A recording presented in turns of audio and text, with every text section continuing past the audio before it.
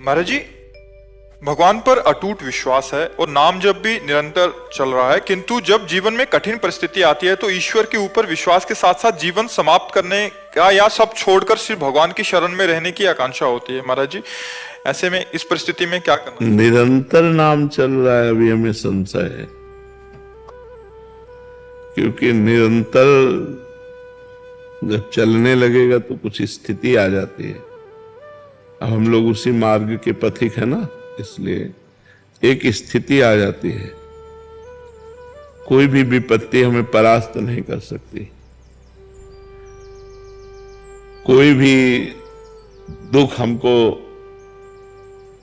उदास नहीं कर सकता, क्योंकि नाम चल रहा है।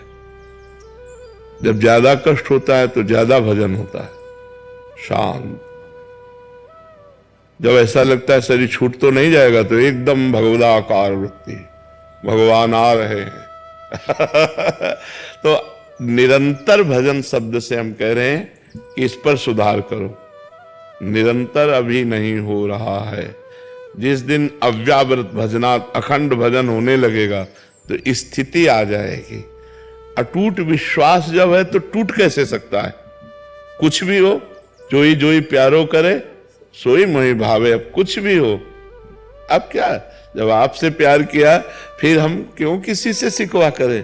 भगवान, अब तुम जैसा चाहो वैसा खेलो, जैसा चाहो वैसा विधान करो, मैं उसी में राजी रहूंगा जैसे तुम मुझे रखना चाहते हो। मस्त नाम जब चल रहा है तब ये मस्ती आएगी, नहीं ऐसे नहीं आएगी। नाम जब चल रहा है तो ये मस्ती आएगी, नहीं मस्ती नहीं आ सकती। इतनी विपत्तियां मनुष्य जीवन में, इतना संघर्ष है कि कदम कदम ऐसा लगता है यार अब खुशी हुई, और अगला कदम इतने दुख में पड़ जाता है कि लगता है कैसे निकल पाऊंगा इस दुख से। तो फिर एक सुख का प्रकाश आता है, फिर एक ऐसी समस्या आ जाती है, फिर ये पूरा जीवन चलता रहता है, ये पूरे जीवन। और ये सोचना कि शरीर को मिटा दें, ये कोई समस्या का हल नहीं है। शरीर मिटा देने से एक महापाप बन जाएगा और वो हमारी दुर्गति कर देगा। तो ये जो लोग सोचते हैं कि मैं कर लूं समस्या का समाधान हो गया, बिल्कुल नहीं। भारी समस्या मोल ले ली, आगे तुम्हें परिणाम पता नहीं, इसलिए आप तो कभी कोई निदान है ही नहीं। हमको लड़ना चाहिए, संघर्ष करना चाहिए। हमें चाहे बेइज्जती हो, चाहे अपमान हो, चाहे दुख हो, हमें लड़ना चाहिए, हमें आत्म नहीं करनी चाहिए। आखिरी हद तक मुझे सहना चाहिए। अच्छा, सब छोड़कर भगवान की शरण वो आप हो, क्या वेश बदल लेना भगवान की शरण है? नहीं, इस भूल में मत रहना। क्या स्थान बदल लेना भगवान की शरण है? ये अंदर की बात है। अंदर से भगवान की शरण में हो तो आप महात्मा हो, और बाहर से आप महात्मा का वेश है, और अंदर से रुपया चाहिए, भोजन चाहिए, नाना प्रकार के सांसारिक सुख चाहिए, तो आप विषयी पुरुष हो, आप महात्मा नहीं हो। और आप पैंट शर्ट में हो, मेहनत से कमाते हो, धर्म से चलते हो, नाम जप करते हो और भगवान का चिंतन कर बढ़िया हो, आप बढ़िया हो। तो हमें लगता है कि ये कोई निदान सोचे कि मैं समस्या का समाधान बाबा जी बन करके, तो मुझे लगता है नहीं। ऐसी ऐसी समस्या है जिनका केवल निदान भगवान है, दूसरा कोई निदान नहीं। सोचो, साल 2 साल 4 साल 5 साल आप बोल दो कि आप ब्रह्मचर्य से रहो, कोई मनोरंजन नहीं करोगे, आप ये खाओगे, आप ऐसे रहोगे, तो एक एक दिन हम काट सकते हैं कि यार 4.5 साल रह गए, अब 4 साल रह गए, अब 5 साल। पूरी जिंदगी मनोरंजन नहीं कर सकते, पूरी जिंदगी कोई रिश्ता नहीं है, पूरी जिंदगी में किसी भी तरह का कोई सुख नहीं है सांसारिक। आप जरा थोड़ा विचार करके डालिए आप इस बात पर। आप विचार करो, क्या साधु का जीवन है? क्या साधु का जीवन? ना कोई मनोरंजन, ना कोई व्यवहार, ना कोई रिश्ता, ना कोई संबंध। साधु का जीवन ऐसा जीवन नहीं है। बहुत खतरनाक जीवन, बहुत खतरनाक जीवन। ये न सोचो कि बहुत आनंद में जीवन कटता है, बहुत कष्ट में जीवन कटता है सच्ची साधुता के लिए। और जो निकल गया सो मुक्त हो गया, और नहीं फिसल गया तो फिर आओ नया जन्म, फिर साधना करो, फिर भजन करो। इसलिए कोई समस्या से भागे कि मैं समस्या का निदान साधु बन के पालूंगा, तो भूल मत करना, बड़ी समस्या है। मतलब ये कोई न सोचे कि संत बनना सहज है, बिल्कुल नहीं, बिल्कुल नहीं। बाबा जी बनने का मतलब मर गए, अब मर के हम चल रहे हैं। जीवित मर जाए उलट आप में समाए यही दिलगिरी है। मरा हुआ पुरुष महात्मा होता है, जिसका मन मरा, जिसकी इंद्रियां मरी, जिसकी कुछ नहीं चाहिए, जा ही न चाहिए कबहू कछु तुम संसहज सने। तो ये दोनों बातें आप कर लेना या समस्या में फंसकर बाबा जी बन जाना, ये दोनों बातें समाधान नहीं है। समस्या से लड़ना समाधान है, और वो आप तभी लड़ सकते हैं जब आपका भगवान का भरोसा दृढ़ होगा और नाम जप करोगे तो कोई न कोई रास्ता भगवान ऐसा निकाल देंगे जिससे आप समस्या से बच जाएंगे। नहीं तो समस्याएं पीस डालती है, अंदर ही अंदर खोखला कर देती है, आदमी चिंतन से परेशान हो जाता है, और जब परेशान हो जाता है तो उसे एक ही रास्ता नजर आता है, और वो रास्ता है नहीं, वो और परेशानी पैदा कर देगा अगले जन्म में जाकर के। इसलिए नाम जप करो और सहन करो और लड़ना सीखो। हमको विपत्ति, दुख, संघर्ष करना पड़ेगा, हमको लड़ना पड़ेगा, इनसे विजय प्राप्त करना पड़ेगा। हार जाऊं तो भी लड़ना पड़ेगा, हमारे पास कोई रास्ता नहीं है, हमको इन दुख और विपत्तियों से लड़कर पार होना ही है। मर्जी हमें लगता है कि कोई ऐसा साधन मिल जाए जिससे तुरंत झट से हमारे दुख दूर हो जाएं।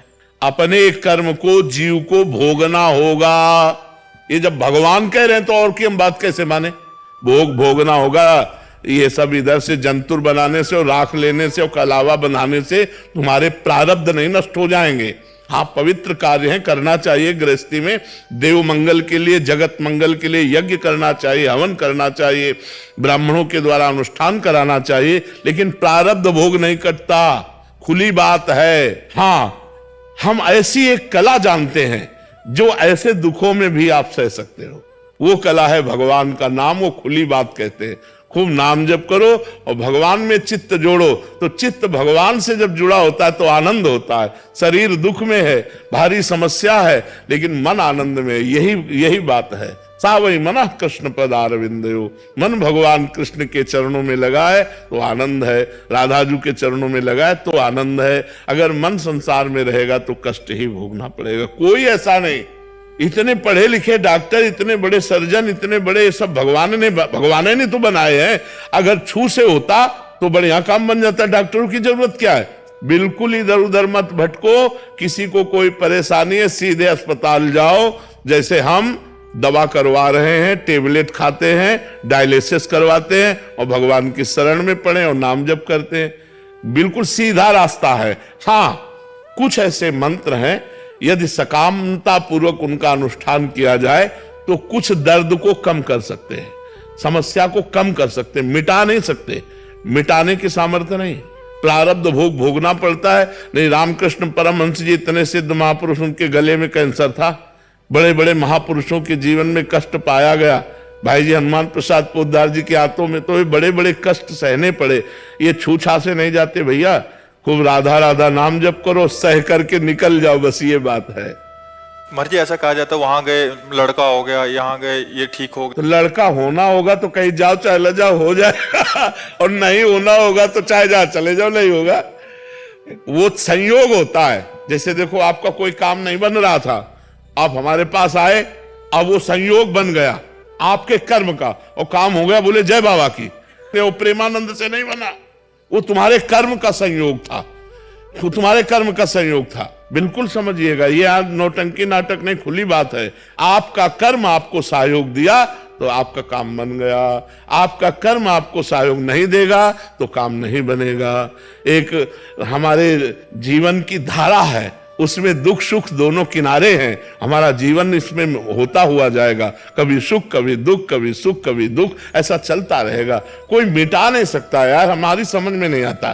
तो महात्माओं के पास क्यों जाना चाहिए महाराज जी? सुकृत बढ़ते हैं, बुद्धि शुद्ध होती है, प्रारब्ध को सहने की सामर्थ्य आती है, आगामी हमारे जो कर्म हैं वो सुधर जाते हैं, पीछे के जो कर्म हैं वो भस्म हो जाते हैं, प्रारब्ध भोगने की सामर्थ्य आती है। हमें तो लगता है हमारी मनोकामना पूरी हो जाएगी, चलो चलते हैं एक बार तो।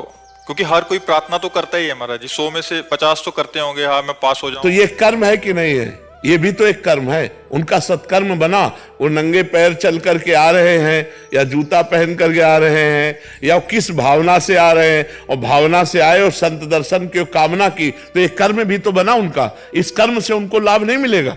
मान लो संत दर्श को चालिए तज माया अभिमान, जीव जीव पग आगे बढ़े कोटिन यज्ञ समान। तो कोई आ रहा है 1000 कोस से, कोई 500 कोस से सवारी में धक्का खाते हुए ऐसे, और रोड में किनारे खड़ा है रात्रि भर, तो ये उसका तपस्या नहीं बनी, ये उसका परम पवित्र कर्म नहीं बना। अब ये कर्म कामना पूर्ण कर दे तो प्रेमानंद उसमें कहाँ है? ये उसका कर्म है, ये उसकी मेहनत है, ये उसकी भावना है, ये उसकी श्रद्धा है, ना कि हम है। अब उसको लगेगा कि हम प्रेमानंद के दर्शन के हमारा काम बन गया। नहीं, तुम्हारी मेहनत, तुम जो सैकड़ों किलोमीटर चल करके आए और खड़े रहे घंटों, और फिर इसके बाद दर्शन हुआ, तुम्हें आनंद लगा, ये तुम्हारा कर्म तुमको सुख दे रहा है।